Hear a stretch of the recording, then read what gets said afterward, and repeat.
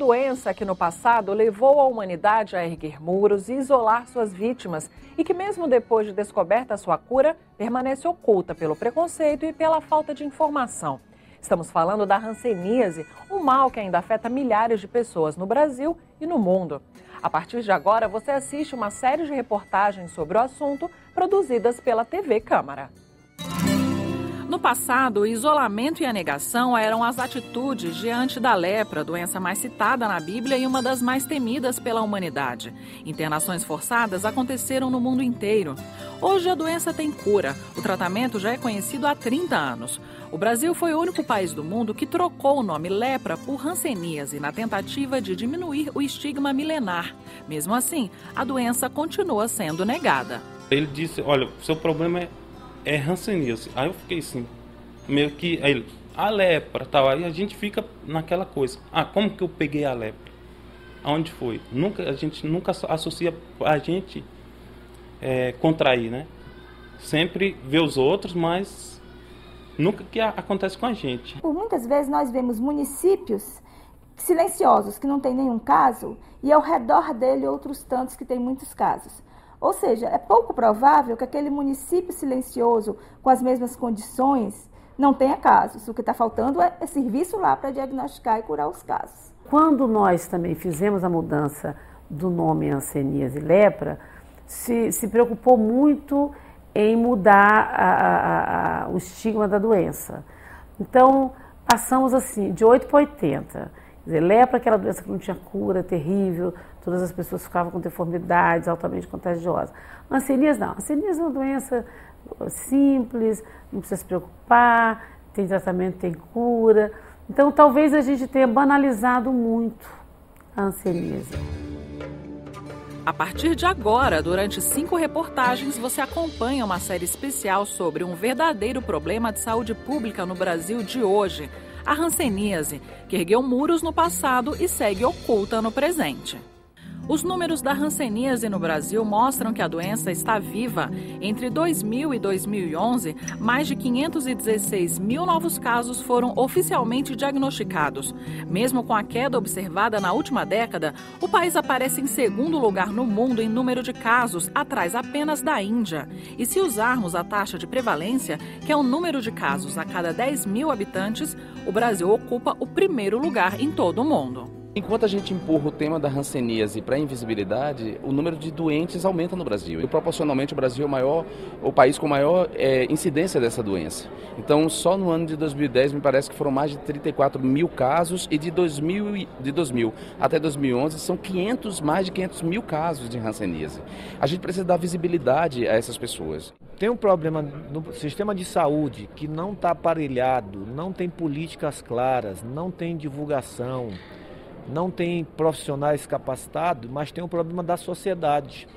Por conta do medo e do preconceito, as pessoas atingidas também têm medo de se expor. O Brasil, na verdade, ele está correndo atrás de um prejuízo.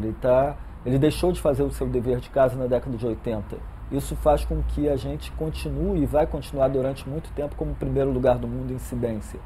Agora, aqueles estados em que você tem uma incidência menor, a preocupação é aumentar a atenção. Por quê? Porque senão as pessoas já chegam na unidade de saúde com alguma sequela física instalada. Os estados com maior índice de prevalência da doença são Mato Grosso, Tocantins, Rondônia, Pará e Maranhão. Porém, existem registros em todos os estados do país. O aparecimento de sequelas está relacionado com a demora no diagnóstico. Os principais sinais da hanseníase são manchas brancas ou avermelhadas com alteração de sensibilidade, nódulos e espessamento de nervos. Também são observadas dores e perda de força nas mãos, braços e pernas, febre e mal-estar generalizado. Farnésio de Oliveira é de Brasília e não teve nenhuma mancha, somente a perda de força e de sensibilidade nas mãos. Apesar da reação muitas vezes assustada das pessoas, ele conta que um dos remédios é falar. O que me ajudou bastante foi porque eu não fiquei calado. Sim, pessoas me perguntavam, eu explicava, falava. Às vezes estava aquele passo atrás, calma, quando a gente inicia o tratamento, 1 a 2 semanas você já não transmite. Aí as pessoas acabam dando um apoio pra gente. Aí como você tá, melhorou? tá melhor, aí a gente acaba que sentindo entusiasmo para melhorar mais rápido, né? Grande parte da população desconhece que 15% dos casos de hanseníase registrados no mundo acontecem no Brasil. A doença não ficou no passado. As estatísticas mostram que hoje, 7% dos casos atingem menores de 15 anos. São crianças e que têm a forma multibacilar, a forma de adultos, têm incapacidades importantes, e criança significa que a endemia está ainda um pouco descontrolada. Casos em crianças apontam que existem adultos doentes no mesmo ambiente, como aconteceu na família de Zulma. Seu filho adoeceu com 5 anos. Que tem muitas pessoas, né, que acham que se tiver essa doença eles não vai conseguir ficar bom. Então por isso eu quero dizer que fica bom sim. Depende dos cuidados, se fazer o tratamento certo, tomar os remédios, fica bom sim. Quando uma criança pequena pega a hanseníase, é porque ela pegou de alguém próximo, do pai, da mãe, do avô. Então é importante examinar todas as pessoas da casa, todos os familiares. A situação se agrava quando se fala no atendimento médico após o tratamento. A demora no diagnóstico faz com que muitos pacientes apresentem os chamados estados reacionais, que podem acontecer antes, durante ou após o fim do tratamento. Eles acontecem pois o corpo reage contra o bacilo da Hansen. Entre os sintomas estão manchas, nódulos, a piora das lesões já existentes e dores muito fortes. Com 24 anos eu descobri que eu estava com a hanseníase e com 3 meses de tratamento eu tive a primeira reação, onde com pouco tempo as dores eram muito fortes e acabei ficando na cadeira de roda um certo tempo. Há quase 8, 9 anos que eu tinha recuperado da primeira crise. Infelizmente agora eu estou tendo que enfrentar uma outra, que na verdade realmente traz muita dor mesmo, muito desconforto, mas eu acredito que da mesma forma que eu venci a primeira, eu vou vencer de novo.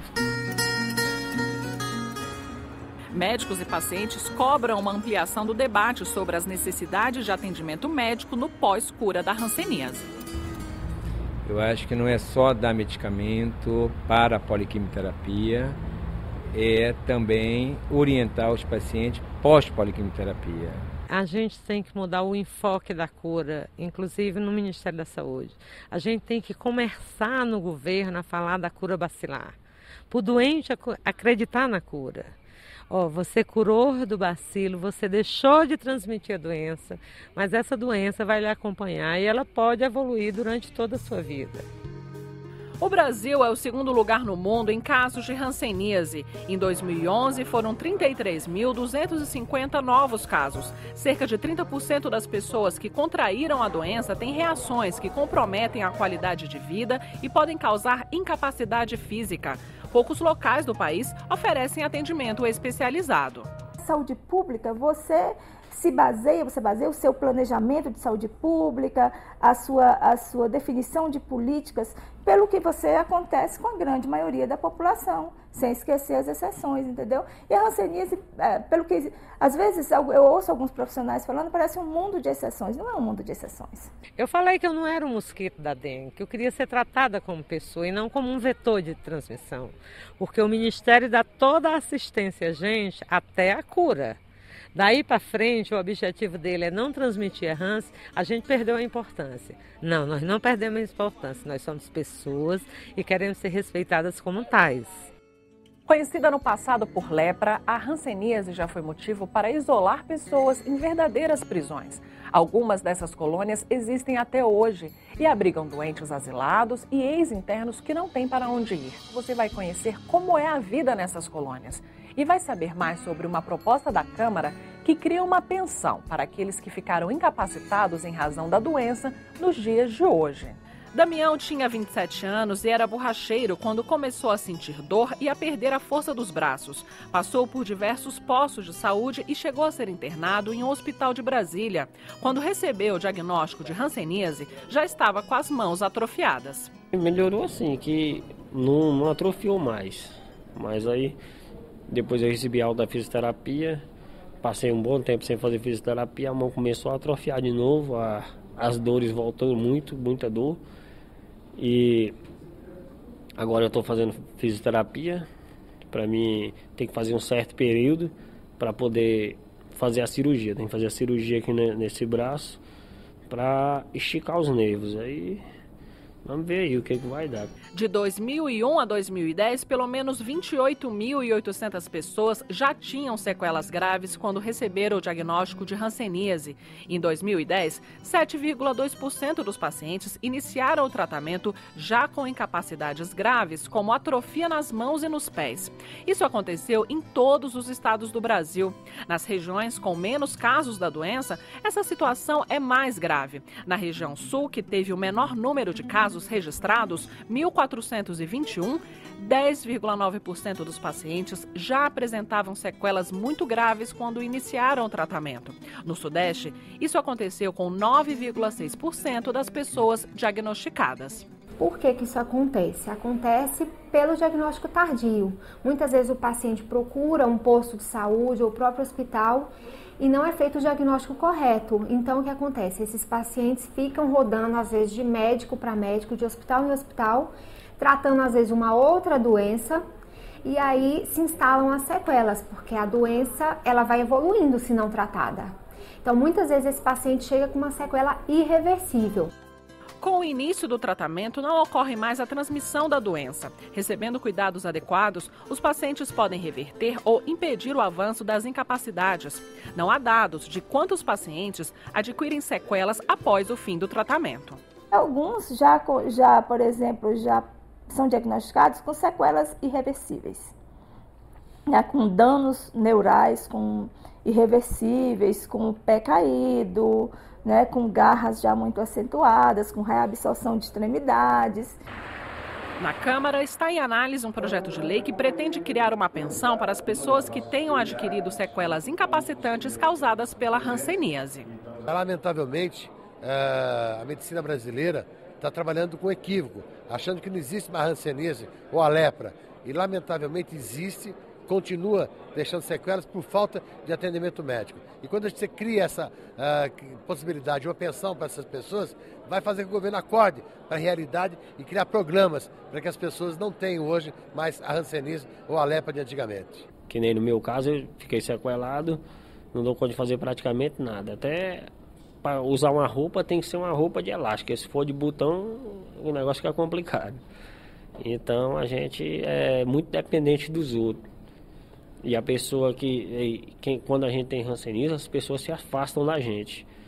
Às vezes a família, geralmente é mais próxima, se afasta, os amigos. E as pessoas vão se afastando da gente. E a gente, para depender dos outros, a gente tem que pagar.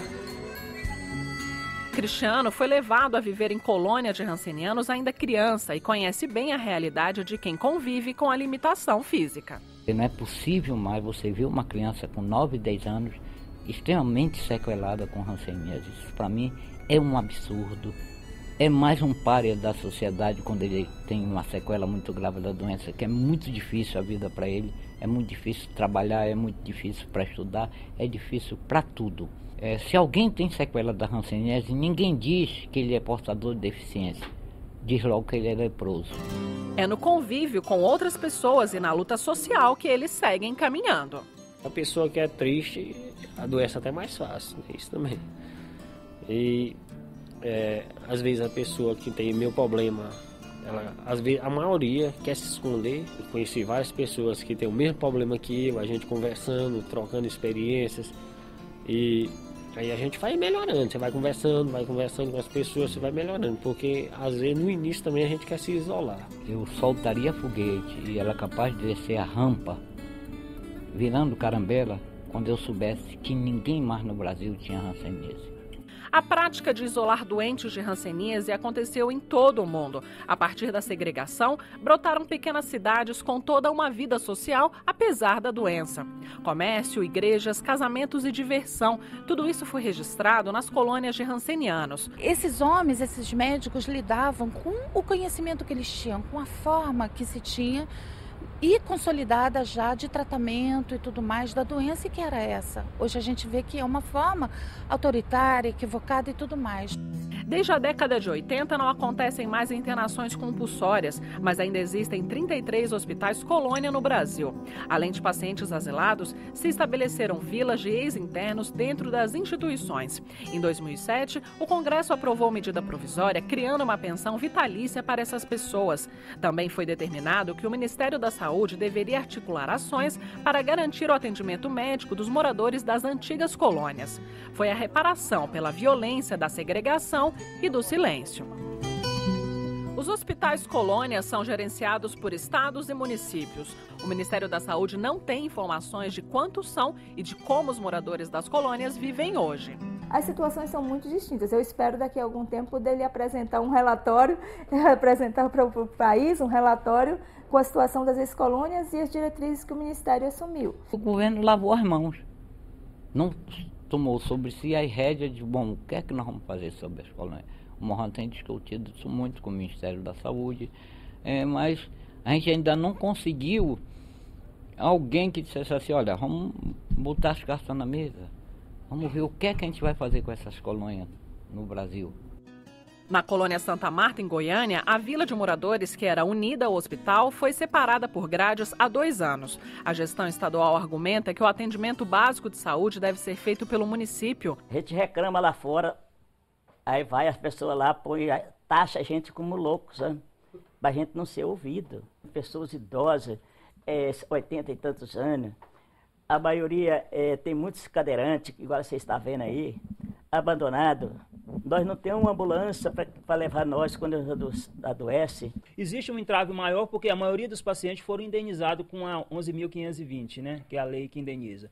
E o município, de certa forma, parece que está lavando as mãos de não mais poder, não querer mais fazer nada por eles terem uma condição financeira. Um ex-paciente caiu, quebrou a bacia do fêmur, ele queria que nós fôssemos lá. Nós não temos equipe preparada para poder fazer esse atendimento. Aliás, nós somos proibidos de fazer. Não é qualquer ambulância que pode pegar um acidentado e jogar dentro da ambulância e levar.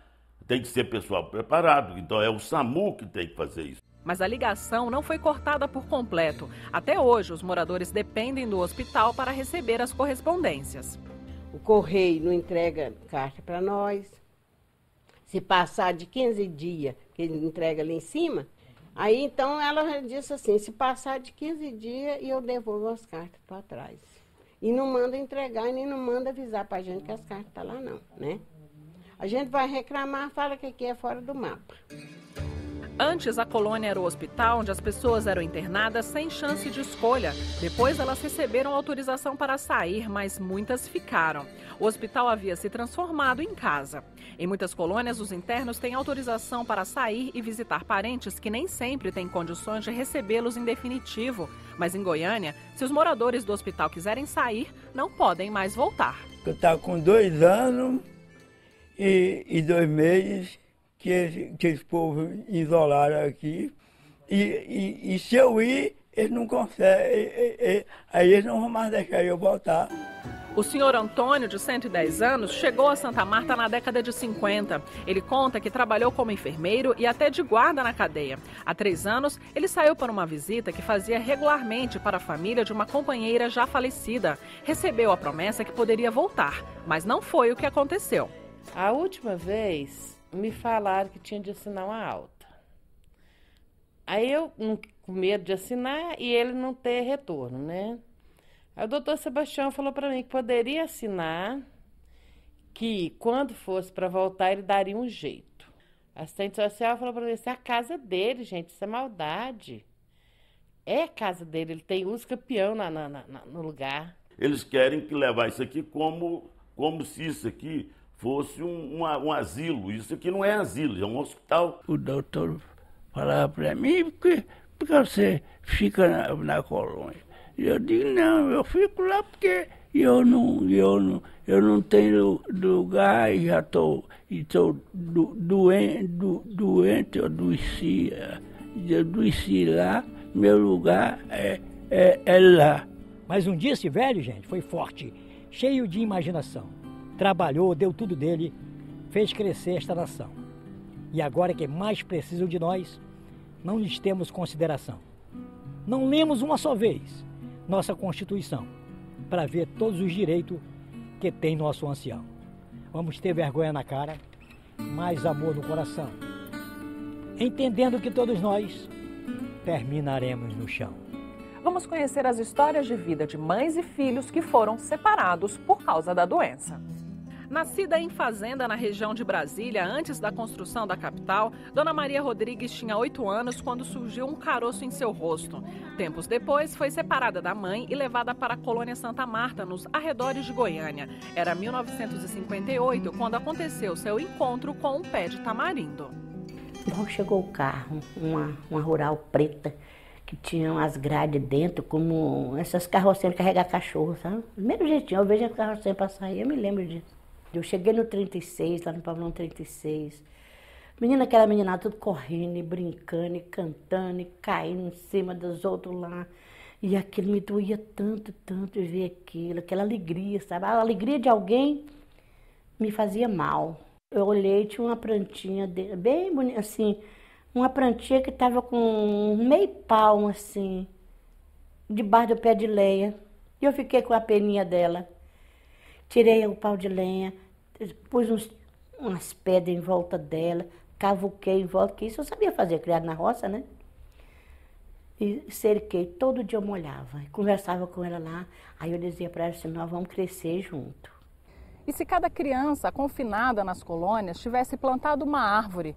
Aqui, junto ao pé de tamarindo de Dona Maria Rodrigues, haveria tantas outras, cada uma com seus frutos e sua dor. O pé de tamarindo, já corroído pelo tempo, sofreu a ação da chuva e teve a parte de cima arrancada.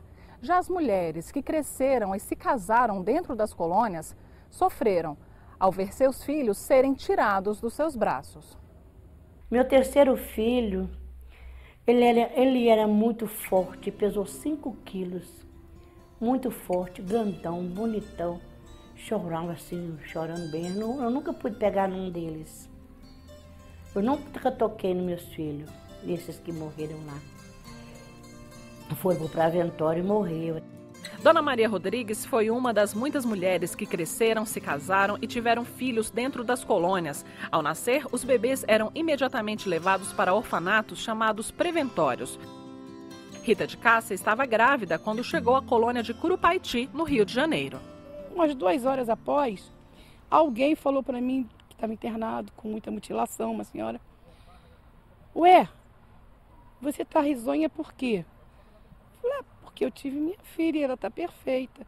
E, boba, você não vai poder nem vê-la. Eu me assustei porque eu também não sabia isso, né? Ela falou, você não pode ver porque você é leprosa.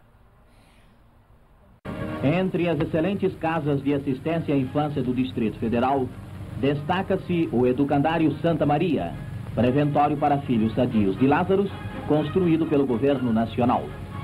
A instituição, com capacidade para 300 internados, recebe a criança desde o nascimento, dispensando-lhe cuidados médicos e dentários e oferecendo-lhe instrução e aprendizagem prática até a maioridade. Em 2007, uma lei instituiu pensão vitalícia para as pessoas que foram internadas nas colônias. Agora são os filhos que pedem essa reparação. Isso também para nós foi um crime de Estado, já que se eu não tinha que separar as pessoas, muito menos tinha que tirar os filhos delas e deixar em orfanatos ou dar para a sociedade com pais vivos. E a uma certa idade eu subi na sacada e ficava olhando em volta, pensando assim, como que eu vim parar aqui? Como que eu fui feita? Ficava imaginando aquilo. E o que você imaginava?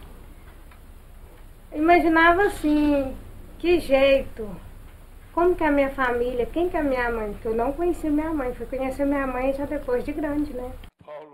Na Câmara estão sendo analisados projetos de lei que pretendem instituir essa pensão. Eu fiz um projeto de lei estendendo aos filhos que foram brutalmente separados. Então é uma questão de justiça. Muitos desses filhos ficaram isolados, ficaram sem recursos, família sem pai, às vezes sem mãe. Então eu acho que é um ato de justiça do Executivo, do Estado brasileiro. A reparação financeira seria para todos aqueles separados dos pais, mas junto a isso afloram denúncias de maus tratos ocorridos dentro dos preventórios. tem aqui crianças retardadas, pela medicação que tomava, não é mentira, é realidade. Eles tomavam diazepam para não incomodar. Eles faziam alguma coisa errada, eles ficavam trancados no quarto escuro, entendeu?